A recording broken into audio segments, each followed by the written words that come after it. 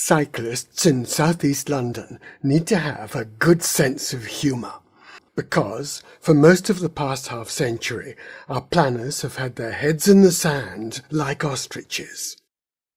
Instead of looking for desire lines which link origins to destinations, as other transport planners do, they have looked for underused, quiet roads and for underused space on busy roads. They don't seem to have realised that the usual reason for roads being underused is that they go from nowhere to nowhere. A paint job and putting up some road signs cannot make indirect routes through housing estates popular with cyclists. People do ride bikes to get exercise, but commuting by bike is not the outdoor equivalent of a fitness bike in a gym. It's a way of getting to work, and it can be a pleasure. So transport planners and landscape architects should work together to create a cycle network which is functional and enjoyable. The embankment section of East-West Superhighway 3 has both these qualities, and I could spend a happy day riding back and forth between Westminster Bridge and Blackfriars Bridge. But it only has both qualities because the good urban landscape was there before TfL planned their excellent cycle route. When the combination of use with beauty is impractical, then, for journeys to work, to school, to the station, to the shops and to other destinations, cyclists need routes which are as short and as safe as possible. Directness is much more important for cyclists than it is for motorists. For recreational journeys, estimated to be 35% of all trips, the pleasure is as much in the travelling as in the arriving. Cyclists want to experience fine gardens, forests, rivers, lakes, beaches, and the other visitor attractions in which London is so rich. I guess this applies even to people whose reason for cycling is the outdoor equivalent of an exercise machine. The map of designated cycle routes in southeast London is superficially impressive, but the 2014 government data showing how much of this exists as facilities on the ground tells a very different story. It's like bits of branch without trees. It's not a network. The admired Netherlands Crow Manual argues for a network that connects origins with destinations. Very good, but we also need leisure routes. South of the Thames, East Central London has signposted routes which are of little use either for leisure or for commuting. CYCLEWAY 1 opened in 2016 is a compromise which makes a poor stab at both objectives. North of the Thames, East Central London cycle planning is much better. CS3 is a good, fast A to B connection and a key component of East London's cycle infrastructure, though it could be safer and more of a pleasure to ride. NCN 13 is equally good as a scenically attractive leisure route planned for this purpose by Sustrans and largely segregated from motor vehicles. It doesn't get as much use as it deserves. A similar approach should be used south of the Thames. The area needs a cycle superhighway on the A200 as is promised, and the Thames path needs to be adapted for cycling. The Isle of Dogs could be transformed into a cyclist's paradise instead of a tangled wire pie without wire by completing the cycle superhighway on its west bank and making a leisure cycleway on its east bank. The Isle could have London's first 5-star cycling greenway.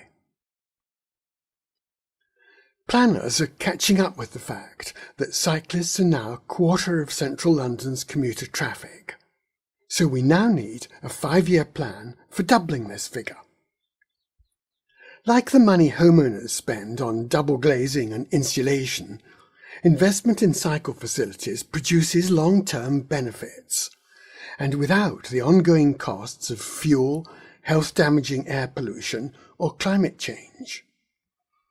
Planning for the bicycle has to become a fundamental aspect of urban landscape planning and design. After becoming a London commuter in 1973, I read about Cycle to Work Week. I think it's now called Bike Week. My hour-long train journey seemed uncyclable, but I decided to give it a go, riding from Wimbledon to Baker Street in a city suit. There were few other cyclists, the traffic was terrible and the air choked me, but I loved it.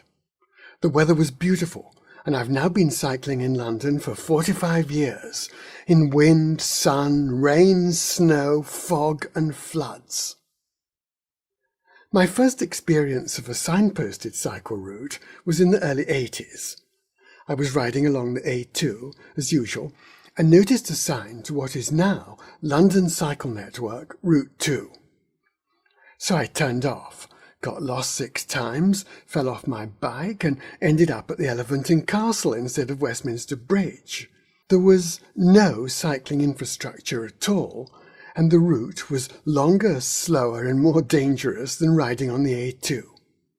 This absurd and tokenist approach to London cycle planning continued until the first of the 2015 cycle superhighways opened some 40 years later. This video has proposed a landscape approach to London cycleway planning and design. To make a good cycle network, engineers and landscape architects need to work together, just as engineers and architects need to work together to make good buildings. Individual routes are important, but the aim should be to plan and design a cycle network which is a joy to use and which takes cyclists from origins to destinations, including leisure destinations. It's likely that some routes will have the primary role of taking commuters directly from A to B, and other routes will have the primary role of letting cyclists experience great urban landscapes. You can see the advantages of this approach in central London. Amazingly, it now has both a high-quality commuter cycle route and a high-quality leisure cycle route, some parts of which have to be walked because there are so many pedestrians on it. As London crawls towards becoming a great cycling city, more imaginative investment projects will become feasible. A bike bridge in East London has already been approved, though I believe the construction site should move from Rotherhithe to Deptford to give the bridge a more significant place in East London's emerging cycle network. London's first cycle tubes could be built above London's first railway track, the London and Greenwich Railway.